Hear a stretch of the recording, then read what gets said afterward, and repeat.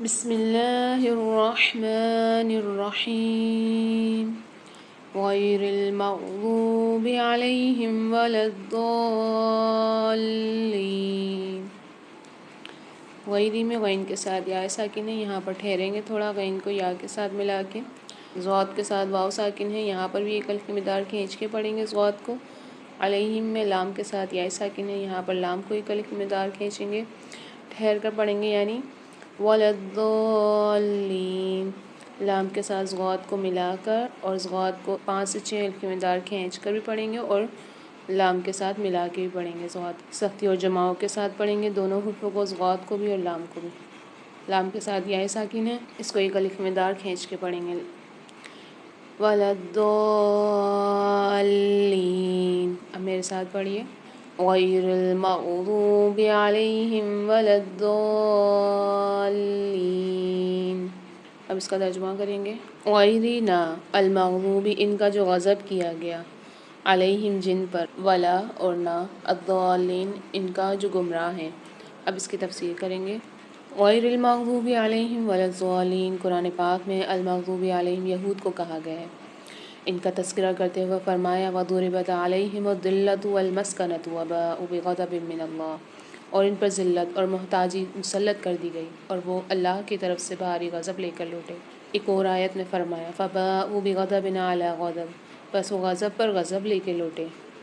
اور فرمایا قُلْ بَلْ أُنَبِّئُكُم بِشَرٍّ مِّن ذَٰلِكَ مَثُوبَةً عِندَ اللَّهِ مَن لَّعَنَهُ اللَّهُ وَغَضِبَ عَلَيْهِ وَجَعَلَ مِنْهُمُ الْقِرَدَةَ وَالْخَنَازِيرَ وَعَبَدَ الطَّاغُوتِ أُولَٰئِكَ شَرٌّ مَّكَانًا وَأَضَلُّ عَن سَوَاءِ السَّبِيلِ۔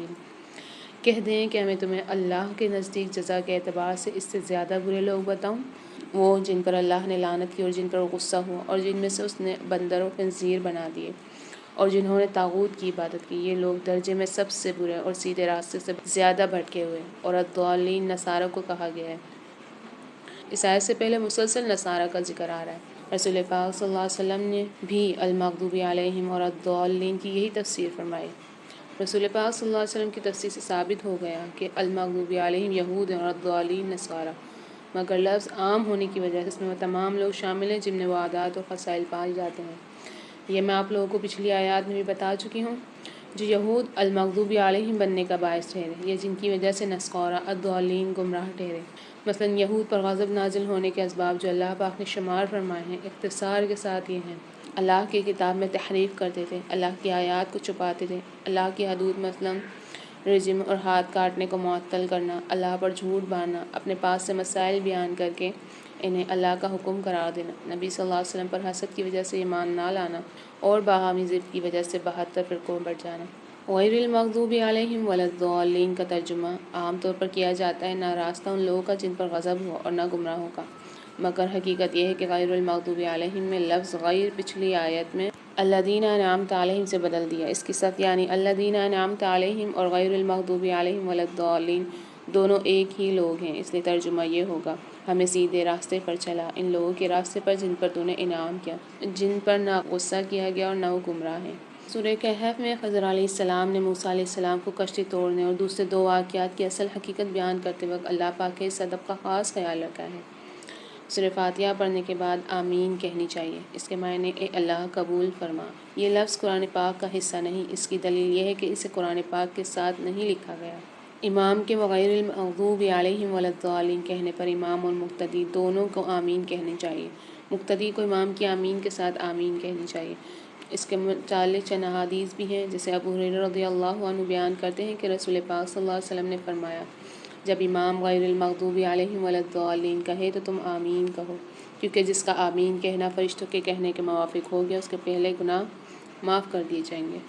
ایک اور حدیث میں ابو موسیٰ اشعری رضی اللہ عنہ بیان کرتے ہیں کہ رسول پاک صلی اللہ علیہ وسلم نے فرمایا جب امام ولا الضالین کہے تو تم آمین کہو، اللہ پاک تمہاری دعا قبول کر لے گا۔ وائل بن حجر رضی اللہ عنہ بیان کرتے ہیں کہ انہوں نے رسول پاک صلی اللہ علیہ وسلم کے پیچھے نماز پڑھی تو آپ نے بلند آواز میں آمین کہی اور دائیں اور بائیں سلام پھیرا، یہاں تک کہ میں نے آپ صلی اللہ علیہ وسلم کے رخسار کی سفیدی دیکھ لی۔ عائشہ رضی اللہ عنہا سے روایت ہے کہ رسول پاک صلی اللہ علیہ وسلم نے فرمایا یہودیوں نے تم پر کسی چیز میں وہ حسد نہیں کیا جو انہوں نے آمین کہنے اور سلام میں تم پر حسد کیا ہے۔ تو پیارے صالحات، ہر انسان کسی نہ کسی کے راستے پر چل رہا ہوتا ہے۔ ہمیں چاہیے کہ ہم ان لوگوں کو اپنے آئیڈیل بنائیں جن کی زندگی قرآن پاک کے مطابق ہو۔ اگر ہمارا رول ماڈل کوئی فلمی ہیرو، کریکٹر یا سوشل میڈیا پرسنالٹی ہے تو ہمیں سوچنا ہوگا کہ کیا وہ انعمت علیہم میں شامل ہیں۔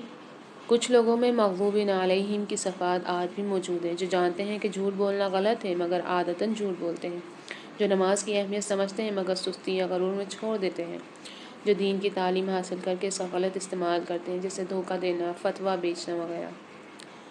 اگر ہم علم رکھتے ہوئے اس پر عمل نہ کریں یا ضد اور انا میں آ کر حق سے منہ موڑ لیں تو ہم بھی اسی گروہ میں آ سکتے ہیں۔ یہ وہ لوگ ہیں جو لا علمی، جہالت یا اندھی تکلیف کی وجہ سے سیدھے راستے سے بھٹک گئے، ان کے اندر سچائی کو پہچاننے کی جستجو نہیں ہوتی۔ آج کے دور میں ضالین کی کچھ مثالیں ہیں، وہ لوگ جو سچائی کو جانے بغیر اپنی قوم، خاندان یا سوسائٹی کے رسم و رواج پر چلتے ہیں، جو دین کے بجائے کلچر کو فالو کرتے ہیں، جیسے بدعات، رسمیں یا غیر اسلامی تہوار۔ وہ نوجوان جو سوشل میڈیا پر دیکھ کر دینی سوچ کے خلاف نظریات اپنا لیتے ہیں۔ ہمیں اس چیز میں کیا کرنا چاہیے؟ انعمت علیہم کا راستہ اپنانے کے لیے علم حاصل کریں اور اس پر عمل کریں، سچائی کی تلاش کریں حتیٰ کہ وہ ہمارے خلاف ہو، نبی صلی اللہ علیہ وسلم کی سیرت کو سمجھیں اور فالو کریں۔ مغضوب علیہم بننے سے بچنے کے لیے ضد، حسد اور انا اور تکبر کو ختم کریں، علم کو دیانتداری سے استعمال کریں۔ ضالین بننے سے بچنے کے لیے اندھی تقلید نہ کریں، ہر بات کو قرآن و حدیث کی روشنی میں پرکھیں، شعور پیدا کریں، ہر علم کی بنیاد قرآن سے لیں اور اللہ سے دعا کریں، یا اللہ ہمیں ان لوگوں کے راستے پر چلا جن پر تو نے انعام فرمائے، اور ہمیں ان راستوں سے بچا جن پر تیرا غضب نازل ہو اور جو گمراہ ہو گئے۔